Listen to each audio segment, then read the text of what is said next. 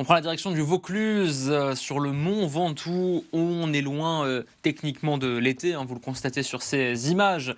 Mais l'heure déjà est à la préparation de la saison estivale avec la réouverture prochaine des différentes routes d'accès. Ça passe bien sûr par les déneigeuses, entre autres. Le reportage de Marie-Terrane avec Florian Perrin.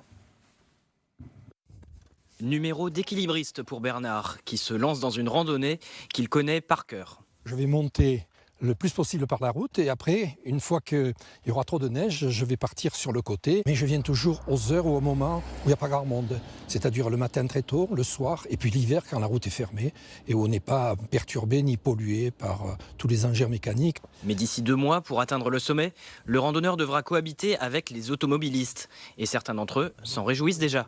On sait qu'on va bientôt y aller, quoi. Voilà, c'est bientôt réouvert, donc on attend ce moment-là, très très impatient.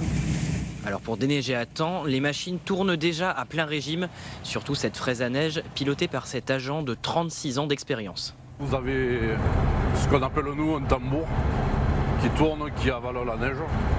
Et vous avez une turbine qui éjecte toute la neige où on veut. Nous, la difficulté qu'on a ici, c'est quand il fait vraiment mauvais temps, que vous avez le brouillard, le vent, la neige.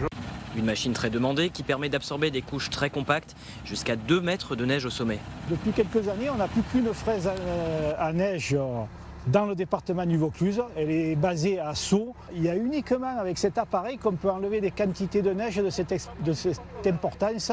Le travail sera ensuite finalisé à l'aide d'un chasse-neige. La levée de la barrière est prévue mi-avril sur le versant sud et mi-mai sur le versant nord.